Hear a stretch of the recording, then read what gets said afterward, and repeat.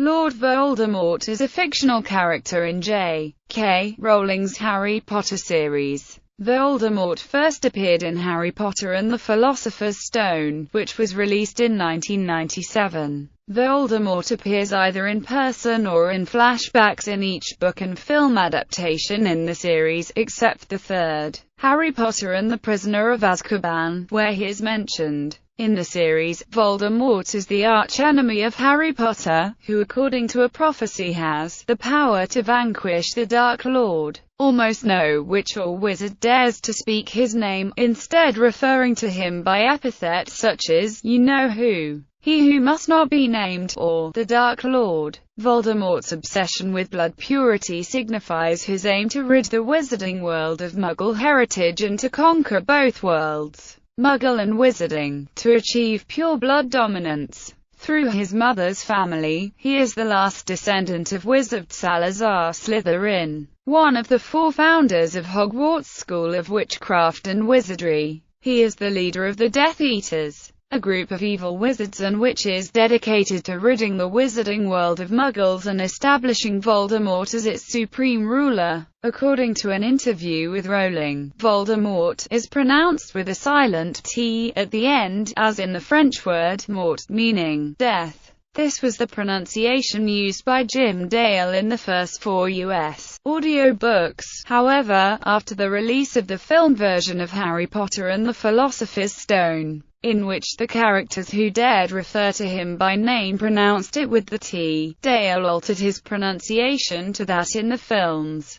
character development. In a 2001 interview, Rowling said Voldemort was invented as a nemesis for Harry Potter, and she intentionally did not flesh out Voldemort's backstory at first. The basic idea was that Harry didn't know he was a wizard, and so then I kind of worked backwards from that position to find out how that could be. That he wouldn't know what he was. When he was 1 year old, the most evil wizard for hundreds and hundreds of years attempted to kill him. He killed Harry's parents, and then he tried to kill Harry. He tried to curse him. Harry has to find out before we find out.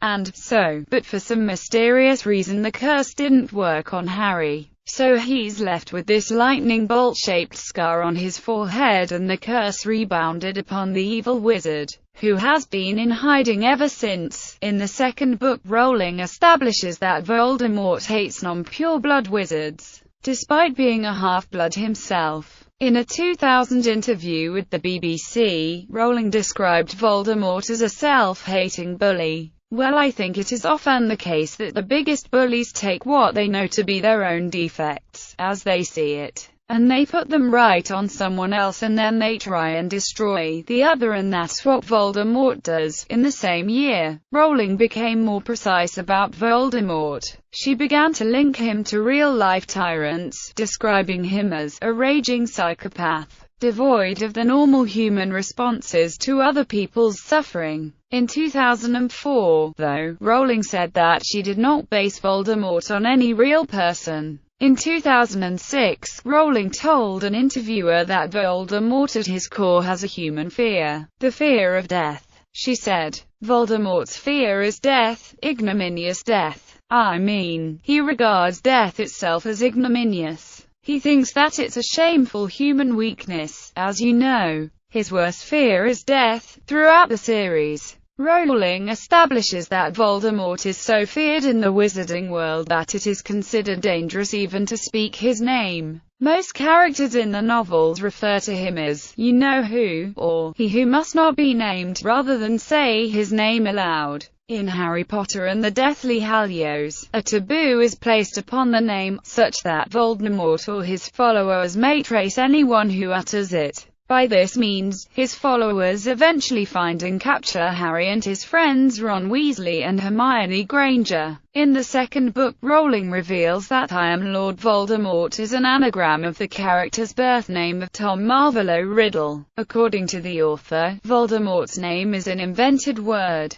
Some literary analysts have considered possible meanings in the name. Philip Nell states that Voldemort is derived from the French for flight of death, and in a 2002 paper, Nilsson suggests that readers get a creepy feeling from the name Voldemort because of the French word mort within it and that word's association with cognate English words derived from the Latin mors, appearances. Harry Potter and the Philosopher's Stone. Voldemort makes his debut in Harry Potter and the Philosopher's Stone. In this story, Rowling introduces him as the Dark Lord who murdered Harry's parents, James and Lily. But as a result of his mother's love and willingness to sacrifice herself for him, baby Harry survives when Voldemort tries to murder him with a killing curse. Voldemort is disembodied, and Harry carries a mysterious scar on his forehead as a result. In the book, Voldemort unsuccessfully tries to regain his dissolved body by stealing the titular Philosopher's Stone. To achieve his objective, Voldemort uses Professor Quirrell's aid by latching onto the back of Quirrell's head. However, at the climax of the book, Harry manages to prevent Voldemort from stealing the stone. Harry Potter and the Chamber of Secrets. In the second installment, Harry Potter and the Chamber of Secrets, Rowling introduces Tom Marvolo Riddle, a manifestation of a teenage Voldemort that resides inside a magical diary found by Ginny Weasley.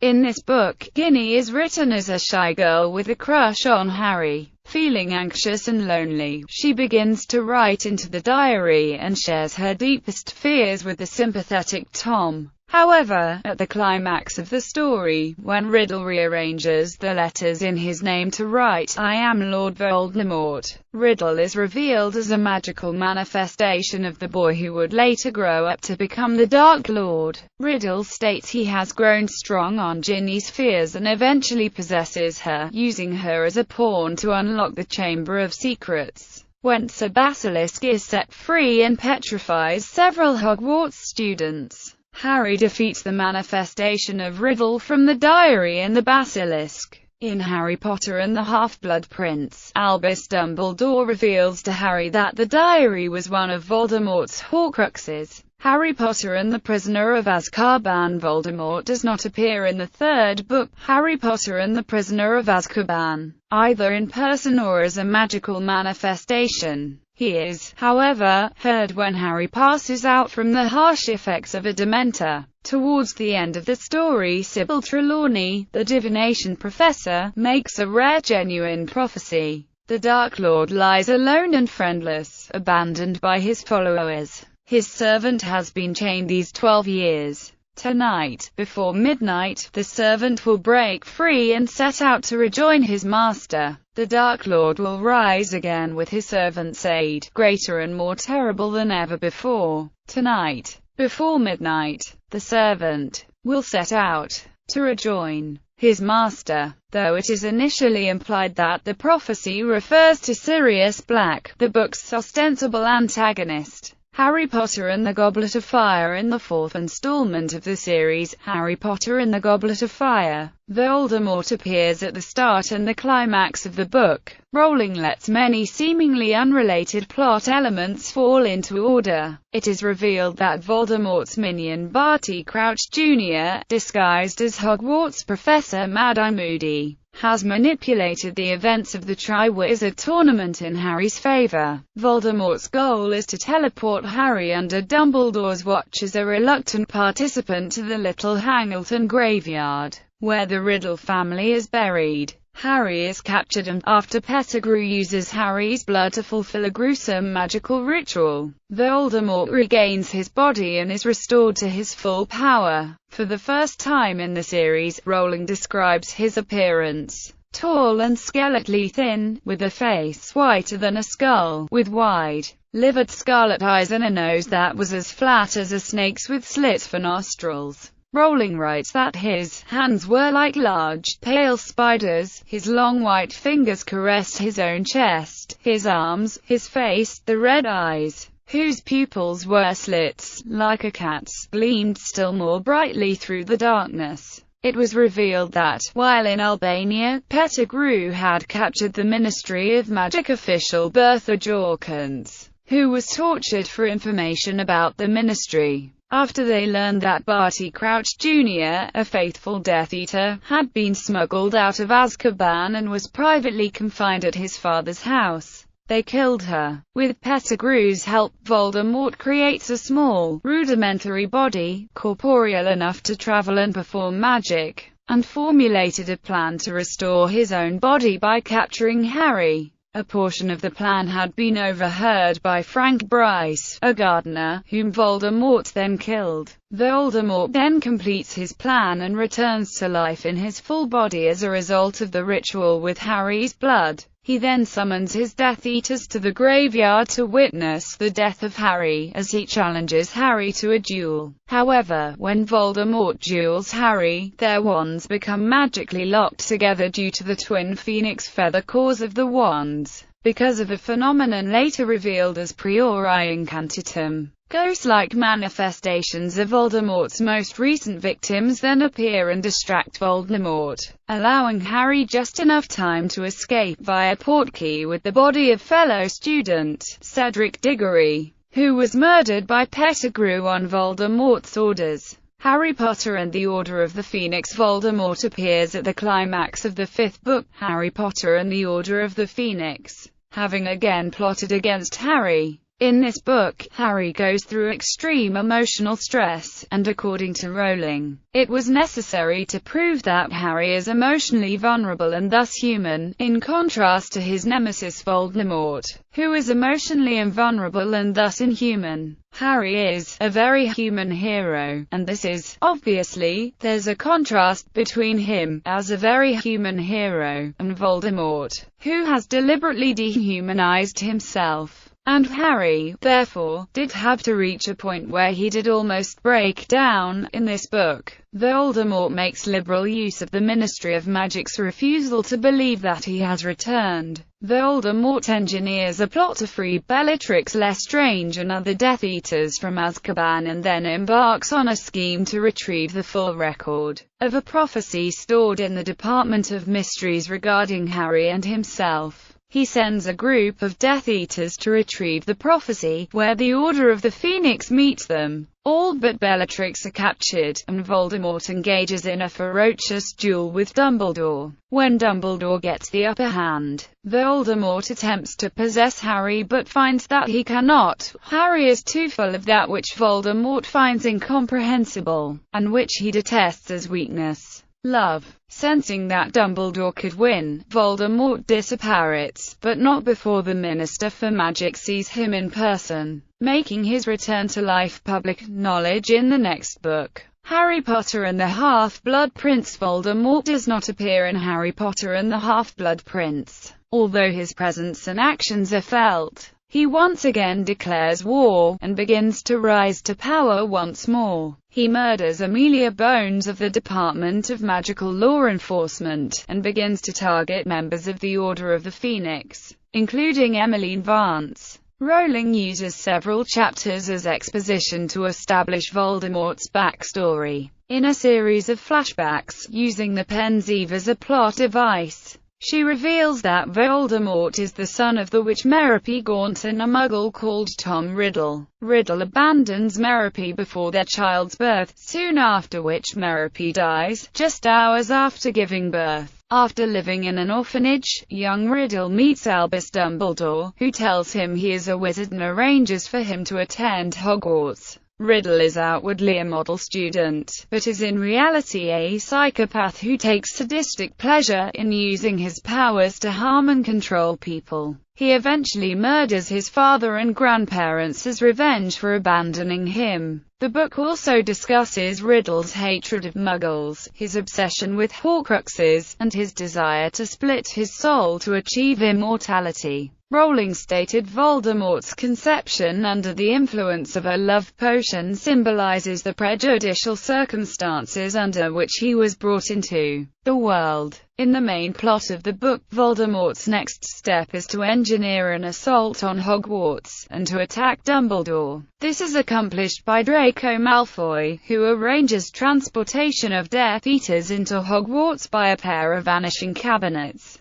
which bypass the extensive protective enchantments placed around the school. The cabinets allow Voldemort's Death Eaters to enter Hogwarts, where battle commences and Dumbledore is cornered. Hogwarts Professor Severus Snape uses the killing curse against Dumbledore when Draco could not force himself to do so. Harry Potter and the Deathly Hallows. In Harry Potter and the Deathly Hallows, Voldemort furthers his quest for ultimate power. He disposes of the Minister for Magic and replaces him with Pius Thickness, who is under the Imperious Curse. Establishing a totalitarian police state, he has Muggle-borns persecuted and arrested for stealing magic from their pure-blood wizards. After failing to kill Harry with Lucius Malfoy's borrowed wand, he goes on a murderous search for the Elder Wand, the most powerful wand ever created, seeing it as the weapon he needs to overcome Harry's wand and make him truly invincible. He goes on a quest that takes him out of the country to Gregorovich's wand shop, where he kills the old wand maker. His journey also takes him to Ermengarde, the prison where Gellert Grindelwald is kept, and he kills Grindelwald as well. He finally locates the Elder Wand and steals it from Dumbledore's tomb. Later, he finds out that Harry and his friends are hunting and destroying his Horcruxes. After offering the occupants of Hogwarts mercy if they give up Harry, he assembles a large army and launches an invasion of the castle, where Harry is searching for Ravenclaw's lost diadem, one of the Horcruxes. He then calls an hour's armistice, in exchange for Harry. When Harry willingly walks into Voldemort's camp in the Forbidden Forest, Voldemort strikes him down with the Elder Wand. However, the use of Harry's blood to resurrect Voldemort's body proves to be a major setback. While Harry's blood runs in Voldemort's veins, Harry cannot be killed as his mother's protection lives on now in Voldemort too.